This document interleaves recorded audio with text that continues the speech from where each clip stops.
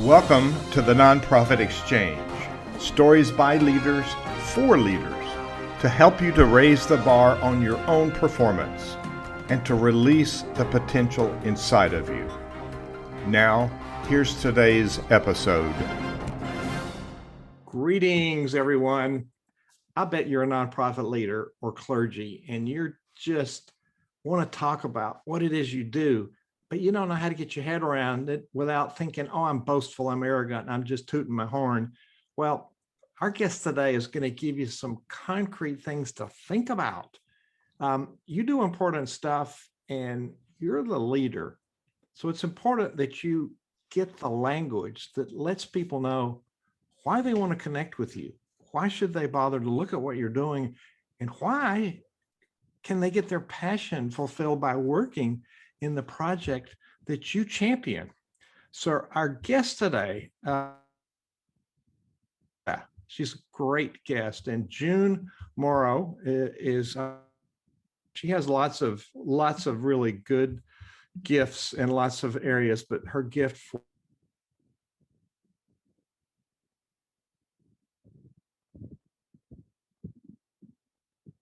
about yourself, and why do you focus on this biography writing? Sorry, you just froze for me a second there, so I missed the question. Yeah, high technology. You're right in the heart of No. so. Yeah. So June, you're our guest today. Tell people a little bit about yourself, June, the person, and then why do you focus on this biography writing? Yeah, so I am a content strategist. That means someone who helps you with your emails, your blog posts, your things that you put on social media, and helps them align with whatever your organization's goals are. And I'm also a copywriter and a former journalist. And when I was a journalist, my bread and butter was profiles of people. I worked in arts and entertainment and really kind of doing profiles of people. And then moving on from journalism, I worked in corporate communications for the Ontario government here in Canada, where I am. And there, a lot of what I did was writing profiles of kind of public servants who otherwise wouldn't get the publicity and the credibility that they deserve, but doing really, really great work and really making a difference. And I just loved that. And so when I went out on my own as a content strategist, and I thought about things I could help people with, one thing was bio writing. And I remember I had one friend come to me and she was like, oh, I need a bio. I don't know what to say. And I would love to do that. So I did her bio and I was like, this is really fun. You get to interview people, you get to learn more about them, and you get to share what's really unique about them and what's really unique and relevant to audiences, which is what I love doing. I love matching what's unique with what's relevant and kind of spreading the word. So bio writing is just like, it's a natural fit for the different things that I do. Every time I talk to you, you have such enthusiasm about your mission and the work that you do. So a content strategist. Now, I'm a leadership strategist. So it's about creating a strategy around the topic. We want to be a leader, but first we have to understand what leader means. Now, I teach strategy, people how to write strategy, but do you think I can write my own strategy? No. So there's this thing about being too close to what we do to be able to be objective, or even to understand what it is we need to tell people. So when you start working with somebody, is it better that you already have a knowledge of what they do, or is it better to start with no knowledge?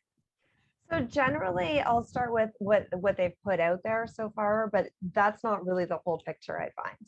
So yeah, so when I'm working with somebody, say if I'm doing content strategy, or I'm writing their bio, or I'm writing their website, or whatever it is, we go through a whole long interview process where I ask them, all about them, but also about who their audience is and what their mission is and what drives them and what's in their heart for what they do. And usually from these, you can start to see like what differentiates them from other people, and kind of their essence starts coming out, for lack of a better word. So yeah, so I'll look at what people already have, but that's a fraction of really the magnificence of who they are. Well, and my expertise is in leadership and leadership development. It's not about writing about myself. And you could probably say that about most of the people you work with. They have really high level skills, but they don't really know how to write this piece. Mhm. So we're talking, the large part of our audience are nonprofit leaders and Yeah, clergy. yeah. So why is it important for them to have a bio? Because it's not about them. No, exactly. And that's why it's important for them to have a bio. So it's important because when people go to your website, whether that's your church's website, if you're your nonprofit website, after the home page, the second most read page on most websites is the about. So who is this about? Who is behind this? Who is the person? Who are the people who are running this, right? Because we all know people, they have, their resources are limited and they've got a lot of choices for where they spend those resources, whether it's donations or whether it's time, volunteering, or whether it's, being a part of a community. And they want to know before they even take that first step, is this somebody I can trust? Is this somebody that I would want on my team? Is this someone whose values align with my values? And so what your bio does on your about page, even if it's an about page for your organization, if it's who's behind this, who are the leaders of this organization, is it tells people, it kind of builds a bridge. And it's that first thing, it's like that handshake, an online handshake that says, hi, this is who I am. And it gives them a sense if they're a good fit for working with you or being a part of, your organization. Yeah, we want people to volunteer. We want people to be on our boards and our committees. Mm-hmm. We want donors, and we want corporate partners, among Yeah. other things. Yeah. So does one bio work for all of that? One bio will, it's not gonna sell you. Like, it's not gonna be like, I read your bio and now I'm in. Although some people it will, depending on what their level of commitment is. But for some people it'll be like, I read your bio and I had to meet you. But it's a step, right? It's like an open door. It's like saying, hey, here's a peek at what we're about. And it works in conjunction with your other materials. So it works in conjunction with, your web page. It works in conjunction with other marketing that you do.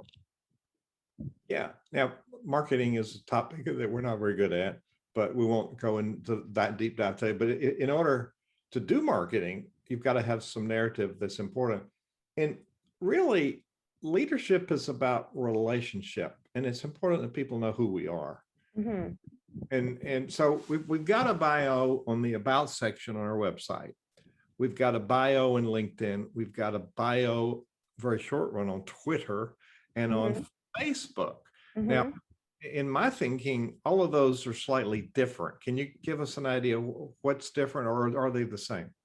Yeah, so I look at it as most people need 3 bios, right? So you need the longer form, which is a couple paragraphs. That's your about page. It might be 2 paragraphs. It might be 3, depending on who you are and like what your role is. Then that can be repurposed for your LinkedIn summary. Then you have what's known as, I call it a boilerplate bio, and that's like 1 paragraph. And that's something that can be used when people are introducing you as a speaker, if you're a guest speaker. That's something people can use if you're guest writing for them, if you're doing articles for somebody.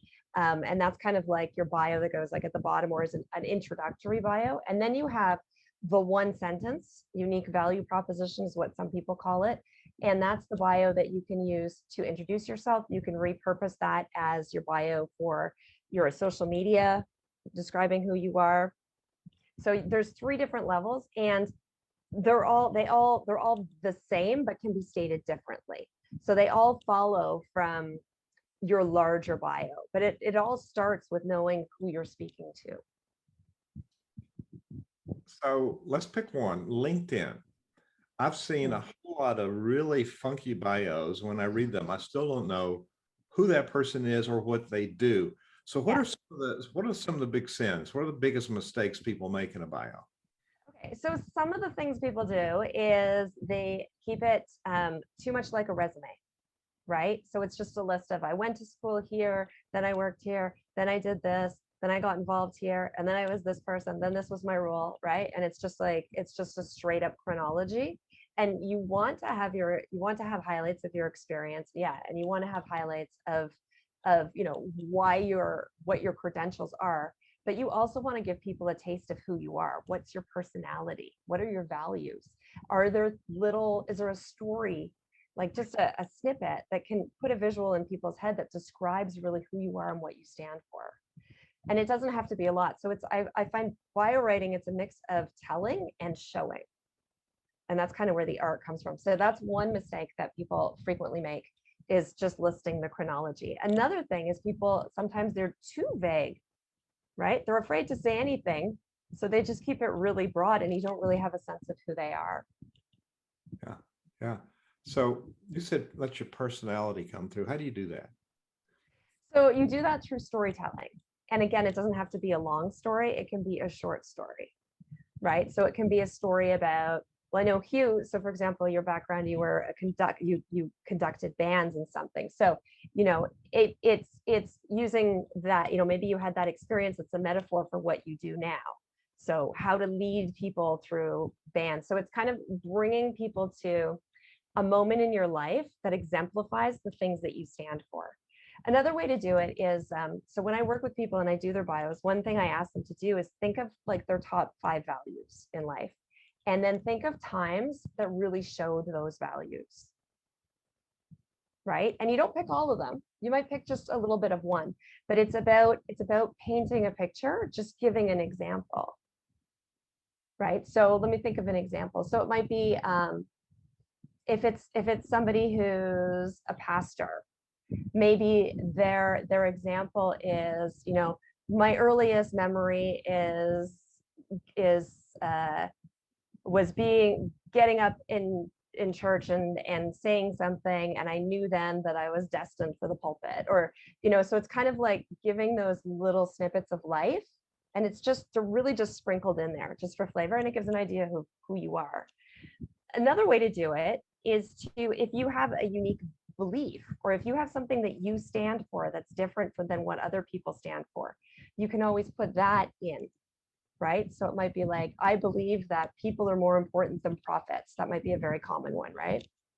But you can sprinkle those things in so people get a sense of, oh, this is what this person is about. Well, I never thought about some of those things. Mm-hmm. I'm not going to tell you my opinion on this. When people put in, married to a wife, Jill, for 37 years, 2 children named Tim and Sammy, and a dog and a cat named Choo Choo and Papa. Is that too far to the extreme? Do people care about that stuff? Yeah, they do. They do. And that's one way. If family is a value to you, if that's one of your core values, and you want people who have similar values coming to you, then that's something you might put in. And I like that you included the names of the dogs, because that's really amusing. Like, I don't know, said Boo Boo and Cha Cha. It's like, why did you name your dog Cha Cha? Like, you'll remember these things, right? They're little things. I'm not always responsible for what came out of my mouth. Yeah, but no, those things, and it doesn't but you don't have to. If that, you don't have to put that in if that's not something that is going to be important to your audience. So it all depends who you're dealing with, right? If you're dealing with like, if you are helping, I don't know, like inner city, if you're working with inner city kids and you want inner city kids to be a part of your program, you're not going to put that you're married, with a wife and husband. Like, that's going to be irrelevant to them. So it's really thinking about who are you speaking to and what's relevant. Yeah, there's a I guess a humble spirit. People who are in the, of course, nonprofit's a bad word. It's social benefit. It's for purpose. It's a tax exempt company. There are lots of ways to describe what we do, but it's service oriented. We serve other people and we help people do things they can't do for themselves. Yeah. Charitable organization. There's a lot of title, whether it's a nonprofit or church or synagogue. So that all of that together, people in that demeanor say, I don't want to talk about myself. I'm not important. But how do you have that conversation that, yes, you are important, you're the leader, and people need to know who you are? How do you have that conversation? And how do we as nonprofit leaders rethink that paradigm? Yeah. So and I think it goes back to even, the not taking time for self-care. Like, it goes back to all of that, right? That kind of self-effacing, like put other people before you. But to have that conversation, I think it's really thinking about building a bridge, because your bio is a service, right? It's a service to your organization. It's a service to the things you believe in. It's a service to the change you want to make in the world. And so it's thinking of that as a way to start a conversation. It's thinking of that as a way to build a bridge, to get people, to take that first step to know, like, and trust you. So it's not even, it's about yourself. Yes. Right. And it's about the value that you've created in this world and evidence that you can continue to create that value. But beyond that, why do we care about that? We care about that because we want people to trust us, because we're doing something important. So I think it's reframing it from being about like, hey, this is why I'm so great, here's all the great stuff I did, to really, this is almost like it's a service you do for your organization, right? Yes. So we are leading that charge. And as a transformational leader, the difference in a servant leader, it's sort of in the same space, but the difference in a transformational leader is the transformational leader is the cheerleader. We're not always behind the scenes. It's like the conductor. We don't play the music, but music happens because the orchestra follows. It's not just the beat, it's the whole presence of influencing people. And I translate that into the boardroom. It's our position of influence that enables people to raise the bar. So we are defining ourselves as an influencer in this bio. So how do we do that? We subtitled, I was looking at the page we set up for you, how to talk about yourself without sounding arrogant. So that's a big deal. So give us some tips about reframing our thinking, and then what are some of the tactical things that we should consider? Right. So think of the value that you've created for others, right? Because then it's not necessarily about you, it's about what you've done for others. So thinking of the highlights of your life, what difference have you made with the things that you've done, which isn't about you. Think of it from the perspective of the audiences, right? Think of it from the perspective of the outcomes. Not necessarily it's you, you did do this, but it's thinking in terms of like, what was the changes that happened as a result of you being involved or taking leadership on something in the past. So think of it in terms of storytelling, right? One way to do this is to ask other people. Like, I mean, this is one reason you might hire someone to do your bio, is because they can give you that objective feedback. Sometimes we don't see the things that we've done. We don't recognize our own strengths, right? Well, but another way to do it is simply to ask those people closest to you, your closest colleagues, the people you've worked with, what are my strengths? Is there an example of a time when you've seen me really exemplify these strengths? So it's not, and it's also really, like, again, looking at it as it's a service that you're doing by describing what you're doing. You're a door. You're a door. People come through you, right? When you're influencing them. So it's just thinking about, this is how my story is opening a door. Your choice of words is fascinating. It's giving me a reboot on the process thinking, which is kind of what our guests do here. I learn as much as everybody else when I interview our guests, because you do this all the time and you've honed in on a niche, and people think, oh, I can write it myself. So what's a paradigm shift? So you've given us a lot of sound bites here, a lot of things to think about. So where do you start? I mean, you got all of these things you're thinking about. How do you sort out all the things you want to say? Now, we're approaching it from the fact that as a leader, here's the results of my leadership. Is that kind of the context that you were suggesting? Okay. Yeah. How do we then take all of this stuff we want to say and put it into a concise form that people actually want to read? Yeah. Okay. So what I do, I lead people through a process, and I can tell you the process. So what you want to do, you want to list one, who do you want to speak to? Who's the big audience that you want to speak to? And some of you, it's going to be multiple audiences. I get that. Like, you want corporate, and then you also want volunteers, and they're two very different audiences. But thinking about the vision and the purpose behind what you do. So everything starts with, what is your purpose, right? So think of your audience. What is your purpose? what are your credentials? And by that, it's experience, education, accolades. What are your values? Where have those values been in action in terms of the difference in outcomes that you've made? And then any unique beliefs or any kind of like, just other facts that would demonstrate who you are as a person. You list all of these, you do a big brain dump of each of these different areas.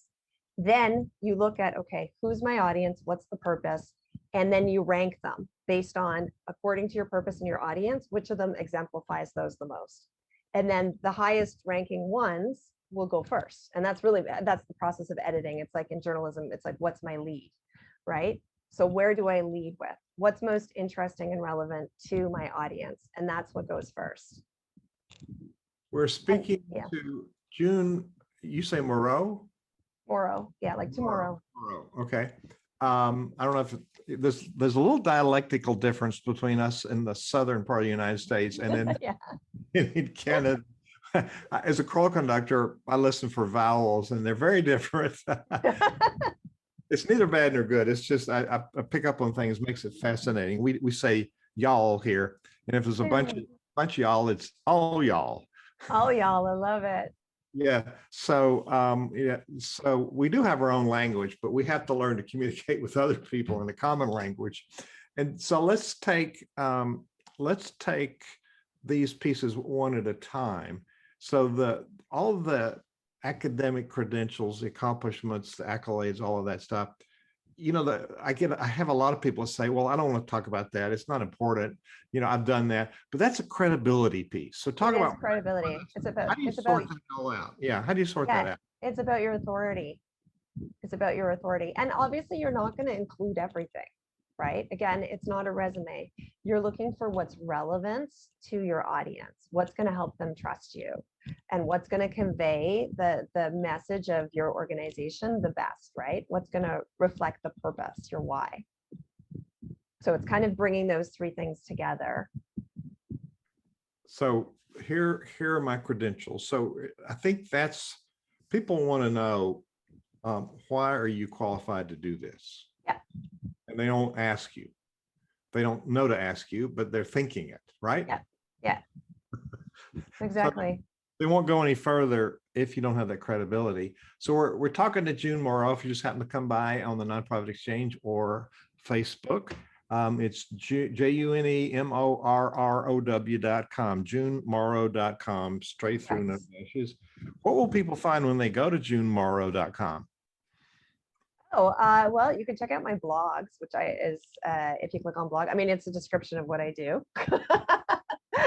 So I've also got a freebie will pop up for how to craft an irresistible elevator pitch. And your elevator pitch is not like a sales thing. It's like how you introduce yourself in networking, or if you're in a new place, like, hi, I'm so-and-so with so-and-so.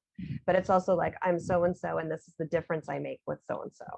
So there's a free training on that. And then my blog, I have different tips every week on how to communicate better with your audience.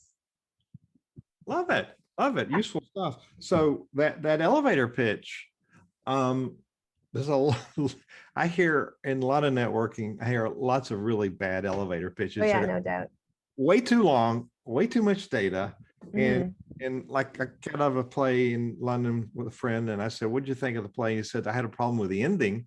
And I said, what did you mean you had a problem with the ending? It was too far from the beginning. So people kind of forget what you started with when you go on too long. So that's a really critical, it's the short snap video bio about you. So how long should an elevator pitch be?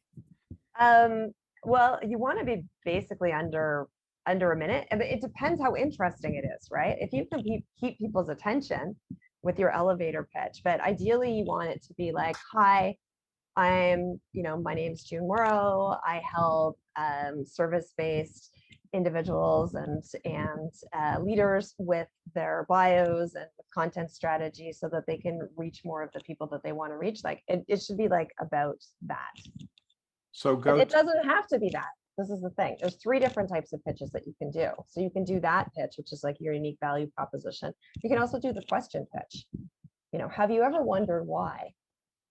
Ooh. Or, are you familiar with? blah, blah, blah, blah. Well, that's what I do, except for this audience.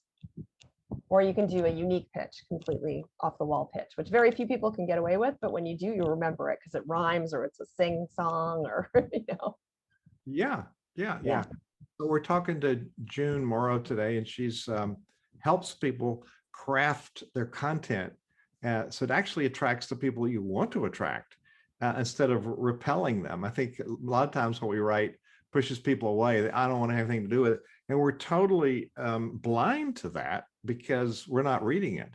And what about we put so let's I want to talk about how frequently to update, but the first part of your bio needs to be the credibility, your credentials, your accomplishments. So what was the next part you went to?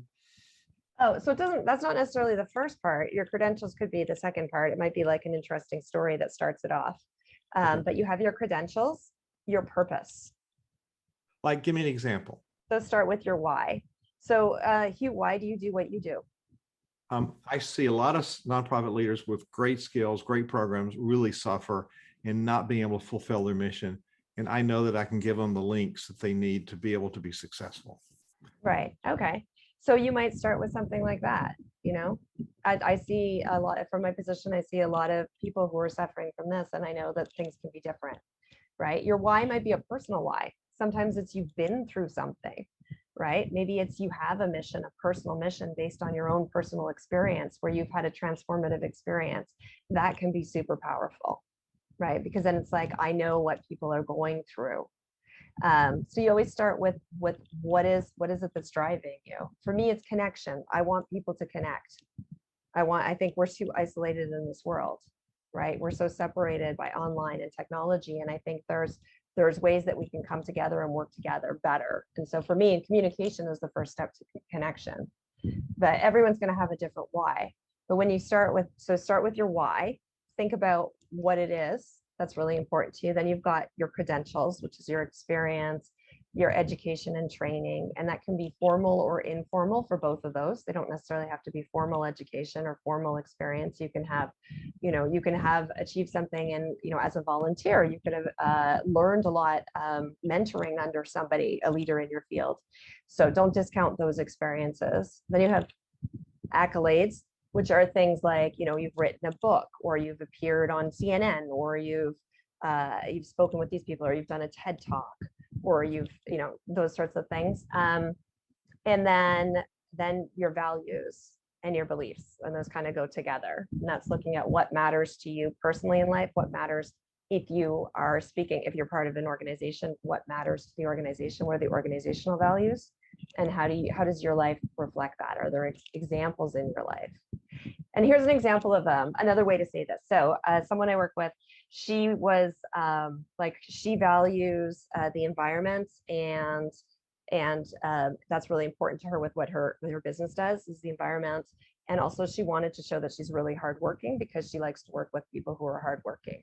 So an example of that is just in one sentence saying, Jennifer is a vegan who's trained for 3 ultra marathons, trained for and run 3 ultra marathons. So you get a sense of like, oh, okay, she's like, she's very disciplined and very hardworking to run an ultra marathon. So rather than saying I'm hardworking, you would say, I've done this. Wow. Don't mess with this woman. She's hardy. I know. I got exhausted just writing her bio. That's quite amazing. So we want to think about what we want people on the other side to see about us that's relevant to then what's coming up in our, we hope, a conversation. So when you write it, you should read it. Should you have other people read it? Should you read it out loud to people? How do you test it out?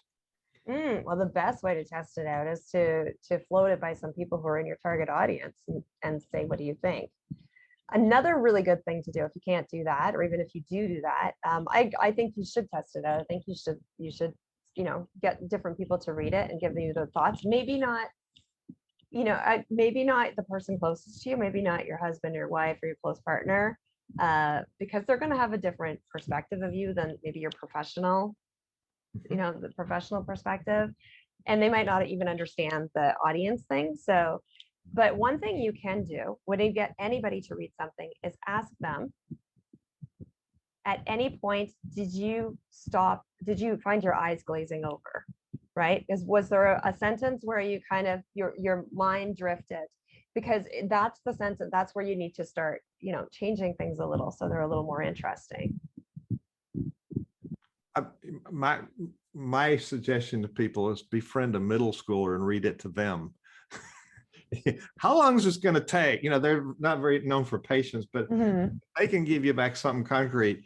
I don't know what the median education level is out there, but when I wrote my first book for a publishing company, they told me to write it at 7th grade level. Yeah. So I think it needs to be, sometimes I want to use too many big words and it sounds pompous. Yes. And then it's a barrier for some people. That can be a barrier. And again, it depends who your market is. If you're writing for a market of, I don't know, geologists, for example, I'm not sure why you'd write for a market of geologists, but say that's your audience, or people who are highly technical, you can speak in their language. But if you're writing for a broad public audience, then yeah, you're definitely going to have to write at a lower level and avoid those multisyllabic words. You don't have to use multisyllabic words to get people impressed by you. But I'm going to say this. If you're writing your own bio, so on LinkedIn, for example, your bio, your summary should be in first person. It shouldn't be you, it should be I. So if you're writing your own bio, you want your bio to sound like you. And if you are a multisyllabic person who talks in sentences that are filled with big words, then you want to have some of that in there so people aren't completely shocked. You don't want to take on the tone of somebody who isn't you, but you still want to be professional. So it all depends. It's so unique to each person and what their bio is for, how much of the personality, professionalism, what the balance is going to be. That's a lot of really helpful information. And what I'm discovering is many of these things are things we don't ever, us who aren't professional writers, we're leaders, we don't think about all these paradigms. A lot of things to consider. It's really difficult to make things simple. It is. It is. I mean, what's that famous, there's a famous quote, writing is 1 hour of writing and 4 hours of editing. Whoa. That's not a famous quote. That's actually a quote I just made up, but there is a quote that has that same meaning somewhere. Tomorrow. Yeah. May I quote you on that? Yeah. Yeah. There are ratios like that. Like for conductor, every hour of rehearsal, it's 2 to 3 hours to plan every hour. And I use the same paradigm for planning meetings. I teach people how to do meetings because I'm tired of boring, unproductive meetings. So we do meetings in a profound way, like a rehearsal. So we have to be willing to pay the cost to create the right result, right? Yeah. It's not, unless you're a natural writer, and some people are, or a natural editor, I would say, because so much of it is in the editing and in the deciding what to include and what not to include. Now, I hear people use buzzwords that are the words you hear all around. And, when I created Center Vision, people said, don't create synergy, anything. People overuse that word. Well, but Center Vision is unique. It's the synergy of the common vision. And it's the culture of an orchestra that's an ensemble. This is the non-musical version of ensemble. It's the synergy of culture. So I ignored that. But sometimes you want to get feedback from people about, are there some words that are overused? Are there words that don't really have the impact that you want? How do you, of course, people could engage you, and I'm sure on junemorrow.com they can find a way to engage you, which is really the best way to do this, I'm sure. Yeah. But it's sorting out, getting to you. If we come with more developed ideas, I think you can do a better job of helping us. So, yeah, I can, off the top of my head, I can't say what the current, corporate jargon du jour is. But I think what's important is you can use any word so long as it makes sense, so long as people can visualize in their head what that word means. right? Saying I enable architectures for synergistic organizations says nothing, right? Like that, what does that even mean? So it's avoiding, and this is something that I find people who have MBAs can sometimes get a little bit into, like they can get a little bit into the corporate speak. So it's important, if you are using those words, if you're using kind of jargony words, is to really flesh out, like, what does that mean? Like abbreviations, like insider language. Yeah. Oh, yeah. Okay, acronyms. Forget. Do not watch for acronyms. That's a common one. I had someone the other day. I was doing an accountant's bio, and she was like, "Oh yeah, so I did the APAR," and what does that mean? And for her, it's like accounts payable, accounts receivable, but you wouldn't know that unless you're a CPA. So, which is a certified or chartered professional accountant. So, yeah. So it's when you have acronyms, even in your credentials, if people wouldn't know what they mean, then spell them out. If people know, like people know what an MBA is, so you don't need to spell that out. But maybe you have an unusual degree, then you would spell out like a master's of whatever it is, or a bachelor of whatever it is, or a diploma of whatever it is. Yeah. So yeah, be wary of speaking your language as opposed to the people that you're talking to. Well, June Morrow, you've given us an incredible amount to think about, a large amount of information to really reframe our thinking in a very short period of time. You have the ability to get to the essence of what needs to be said and communicate it very succinctly. So I might be sending you my bio. Okay, we write a bio, and I, being in conducting, I had guest artists come and they'd send me a picture that was 30 years old and a bio that was just as old. So I'd rather show up with a current picture and look better than show up and say, who is that? So how often should we think the written part of this? How often should we revisit it and rewrite it? Yeah. So I my rule of thumb is whenever you get new headshots, right? Or you change direction, or you step up a level in your career, or there's some movement in your career and things have changed. That's when you want to rewrite your bio. Good. And just being aware that you've changed something and you might need to go back and revisit it. Sometimes I'm being introduced as a speaker and people read something, I go, dang, I need to change that. Yeah. So it's true. There's the download or a version of the speaker introduction, then there's the about page and all these others. So this has been really helpful in sorting out how do we identify ourselves and let people know who we are, so that when we get together, we can just start talking about the topic. They already know who we are, or we can then start asking who they are. So June Morrow at junemorrow.com has given us a whole lot of useful stuff to think about today on the Nonprofit Exchange. And we'd like to sort of get to it, June, and say, okay, we've covered the topic. Now we're going to say goodbye to everybody. So I just want to add, it's June at junemorrow.com. So if you want to get in touch with me, June at junemorrow.com. That is her email, June. At June. Yeah. And then the whole world's going to be emailing you a sample bio. So June, thank you for being our guest today. Don't go away. We're going to. My pleasure. Some questions here. So this is the Nonprofit Exchange. You can find it at thenonprofitexchange.org. And on that site, you'll also find our magazine, and you can have our magazine, sign up for our mailing list. You can find it when you go to thenonprofitexchange.org. There are places for you to connect with us. And thank you, June, for giving us some wisdom today and showing us the way to a better future in writing about ourselves and not being arrogant and not worrying about it. So thank you so much, June. Thank you for watching the Nonprofit Exchange.